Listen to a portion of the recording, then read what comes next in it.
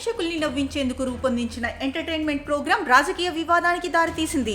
ఇటీవల ముంబైలోని యూనికాంటినెంటల్ హోటల్లోని habitat comedy స్టూడియోలో ప్రసిద్ధ స్టాండప్ కమెడియన్ కునాల్ కామ్రా హాస్య వినోద కార్యక్రమం నిర్వహించి దానిని రికార్డ్ చేశారు. ఇందులో మహారాష్ట్ర ఉప ముఖ్యమంత్రి ఏక్నాథ్ షిండేను గద్దార్ అంటే ద్రోహిగా అభివర్ణిస్తూ దిల్ తో పాగల్ హై హిందీ చిత్రంలోని ఒక సినీ గీతానికి పెరడీని కామ్రా ఆలపించడం ఈ వివాదానికి కారణమైంది.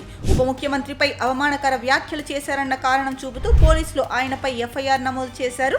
ఆ వ్యాఖ్యలకు నిరసనగా హాబిటాట్ స్టూడియోపై దాడి చేసి వేదికను ధ్వంసం చేసిన 40 మంది శివసేన కార్యకర్తలపై పోలీసులు కేసు నమోదు చేశారు. శివసేన నాయకుడు రాహుల్ కణల్ను మరో 11 మందిని పార్టీ కార్యకర్తలను అరెస్ట్ చేశారు. ఏక్నాథ్ షిండేను అవమానపరిచినందుకు కునాల్ కామ్రా క్షమాపణ చెప్పాలని ముఖ్యమంత్రి దేవేంద్ర ఫడ్నవీస్ సోమవారం డిమాండ్ చేశారు.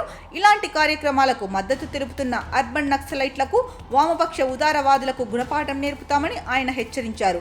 ఎవరూ చట్టపరిధి దాటి వ్యవహరించకూడదు. ఎవరైనా హద్దుల్లో ఉండే మాట్లాడాలి. భిన్నమైన అభిప్రాయాలు ఉండవచ్చు, కానీ వారి మాటలు పోలీస్ శాఖ జోక్యం చేసుకునే పరిస్థితి కల్పించకూడదని డిప్యూటీ సీఎం అజిత్ పవార్ హెచ్చరించారు. ఇక కామ్రా తన వినోద కార్యక్రమాన్ని షూట్ చేసిన హాబిటాట్ కామెడీ స్టూడియోను బృహన్ ముంబై పురపాలక సంస్థ కూల్చివేసింది. హోటల్లోని బేస్మెంట్లో అనుమతులు లేకుండా నిర్మించిన కారణంగానే స్టూడియోను కూల్చివేశామని పురపాలక సంస్థ అధికారి ఒకరు తెలిపారు. Habitat comedy studio కూల్చివేతపై Kunal Kamra స్పందించారు.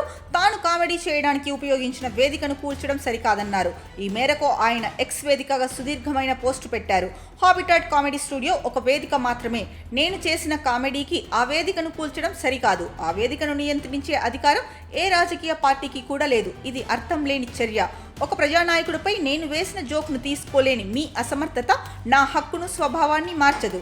నాకు తెలిసినంత వరకు మన నాయకులను, సర్కస్ లాంటి రాజకీయ వ్యవస్థను అపహాస్యం చేయడం చట్ట వ్యతిరేకం కాదు. డిప్యూటీ సీఎం అజిత్ పవార్ ఒకప్పుడు ఏక్నాథ్ షిండే గురించి చెప్పినవే ఇప్పుడు నేను మాట్లాడాను. నేను ఎవరికి భయపడను, ఎవరికి క్షమాపణ చెప్పను అని కునాల్ పేర్కొన్నారు. తనకు గుణపాఠం చెబుతారని రాజకీయ నేతల నుంచి బెదిరింపులు వస్తున్నాయని పేర్కొంటూ వాక్ స్వాతంత్ర్యం, భావ ప్రకటన స్వేచ్ఛ కేవలం ధనవంతులు, శక్తివంతులైన వారికి మాత్రమే కాదని తెలిపారు. తనపై చట్టబద్ధంగా ఎలాంటి చర్యలు తీసుకున్నా పోలీసులకు, కోర్టులకు సహకరించేందుకు సిద్ధంగా ఉన్నట్లు కునాల్ వెల్లడించారు. తాను చేసిన కామెడీకి విధ్వంసమే తగిన సమాధానం అని నిర్ణయించుకుని వేదికను కూల్చిన వారికి కూడా చట్టం, న్యాయం సమానంగా వర్తిస్తాయా అని కునాల్ ఈ సందర్భంగా ప్రశ్నించారు.